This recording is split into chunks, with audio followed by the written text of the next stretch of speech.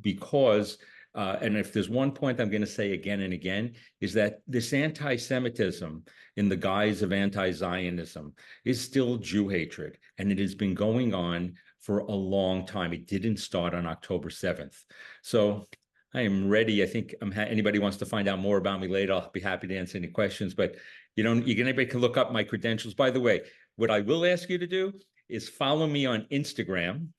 It's a handle at Dr. Eric Mandel, lowercase Dr. Eric Mandel, and you'll see a lot of things. And tomorrow morning, I'm going back to Israel for my fifth trip since October 7th, again, being with troops in the field and with leaders, and have lots more to say. And you could follow me on Instagram and also on MEPIN, MiddleEastAnalysis.org. Okay, thank you for that introduction. So you mentioned Stand With Us has been, around for 20 years, and, nothing's changed. It's been anti-Zionism is really hiding anti-Semitism, which has always been around. So before we talk about campus in particular, what has changed in your briefings with Congress after October 7th? Has anything changed, or what have you been saying that's any different? I think the supporters of liberal America, I mean, I'm an American who speaks for American national security interests in the Senate, which are coincident with Israel's, but specifically about anti-Semitism, I think there were people who already knew that Israel was the Jew among nations. You couldn't individually attack a Jew, but you could attack the 7 million people, Jewish people of Israel, and feel immunity about that. So in Congress, the good news is there's a lot of support. And this is going on for a long time on many issues. The depth of the understanding of the problems is not deep. And that's why all of you, it's incredibly important to speak to your local leaders. They could be state senators, mayors, or federally Congress and senators, that you really want them to understand what's going on. One of the great lessons I learned from many years ago advising a senator who was running for president in the 1980s was I thought he knew all about Jews in the Middle East, and because he had really a great record, and he didn't. And so let's never make the assumption that anybody, even if they're a supporter, is there. So we want to reinforce to our friends and family, even the ones you think who know, to make sure you're sharing things with them. Don't let anybody become fatigued. That's what I do with Congress and with my friends and with MEPIN, not get to be overwhelmed or fatigued because these issues that Israel is going to face and what Jews now face in the United States are not ending. I don't mean to be pessimistic, but in our almost 2,000-year diaspora, we have had every form of anti-Semitism. It's a virus that mutates, from expulsions, inquisitions, to crusades, to pogroms, to a Shoah, to October 7th. And there are people who will somehow justify these things. So we all need to be educated, remain strong. And one of the biggest things specifically on college campuses is we're dealing with ignorance, and that we have people who don't have open minds. And if we want to touch, maybe we'll go into questions about why are Jews, Hannah, you want me to talk about why are Jews so targeted on campuses now? Go for it. Okay, so Jews are white. Now, in Israel, we have to realize that the majority of Jews are people of color, Mizrahi, Sephardic, Ethiopians, Yemenites.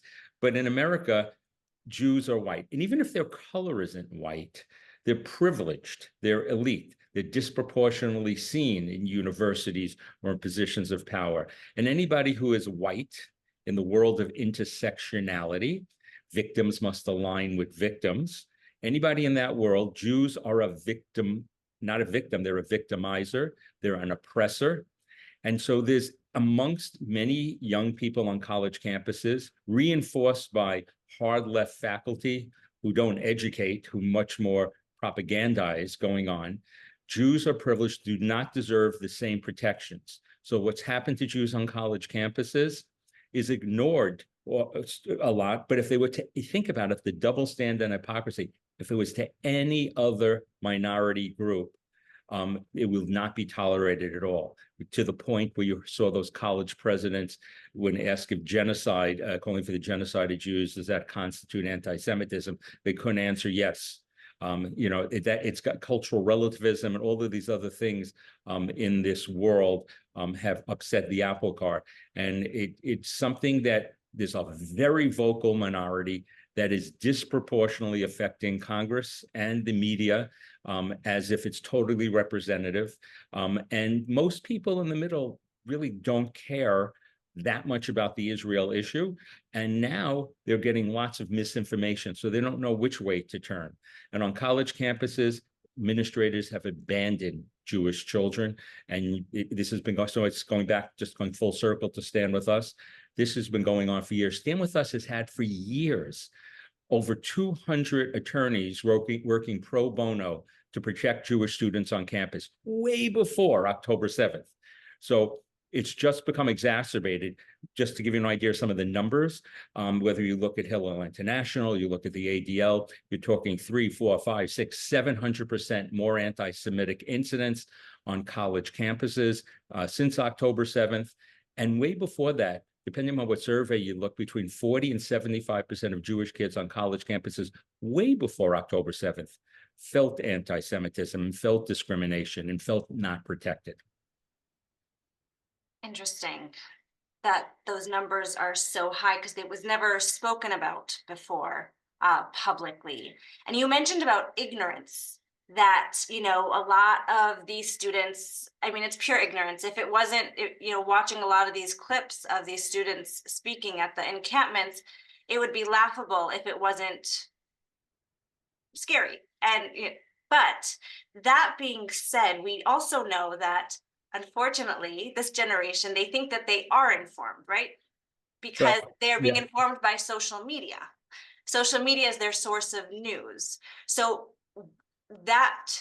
knowing that, what can we do using social media, these college students and those active on, what can we do knowing that social media is the source of their ignorance, so to speak? Well, we live in a world of TikTok and Instagram. I'll just tell you an anecdote. My son, who's 32 years old, said to me, he says, "Abba, nobody reads your articles who's under 40. And he says, you need to go to Instagram."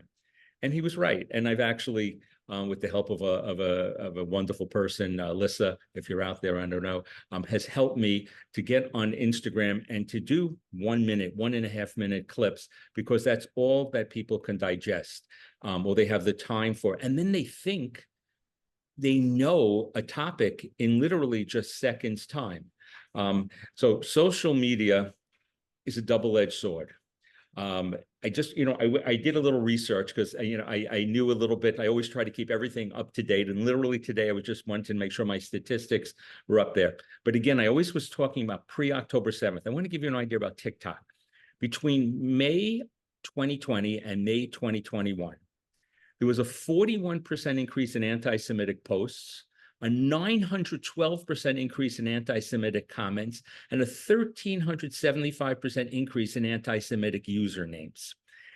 That was 3 years ago. You can imagine how much has exploded since then. So again, this didn't just come de novo of what's out there. So a couple of little maybe recommendations on social media. You have to fight the fight, but we're dealing with an uphill battle. Just one thing, the first week after October 7th, Israel hadn't begun its ground invasion, and 69% of the worldwide protests were against Israel. Israel had just suffered the worst atrocity since the Holocaust, and 69% of the protests were against Israel. Just to give you an idea of the predisposition in the world and growing in America. One of the things about people wanting to engage and not engage. I'm going to tell you one of the things when I go to college campuses very often with the help of Stand With Us is, if there's somebody or a group that wants to, that's totally anti-Zionist, anti-Semitic, and there's nobody in earshot that is open-minded, don't waste your time. And on social media, the analogy is, you don't want to go on to websites and respond to negative websites, think you're going to change them, forgetting that you're not going to change them. But algorithms are calculated, even with negative posts saying this is a lot of crap and you're an anti-Semite, it helps increase their abilities to be seen. So don't engage in purely anti-Semitic posts. Young people, many Jewish young people say, I have plenty of criticisms of Israel, this or that, but I want Israel to live and I want to engage with people. You're going to have to pick and choose in our world of who you engage with and who not, and where it's worth your time. If there's somebody who's possibly open-minded in person, it's worthwhile. If there isn't, or it's a purely anti-Semitic post, don't waste it and don't get yourself down, because there'll be plenty of these. Right. So sort of speak to the silent majority, that vast middle ground, because again, it is that, that small minority that is so loud, that seems to be taking over everything and everybody, but it's really not. It's just the minority. And we do have high school students and college students on this Zoom, and I don't want them to go to college being scared and withdraw into themselves and feel that they should hide their Jewishness.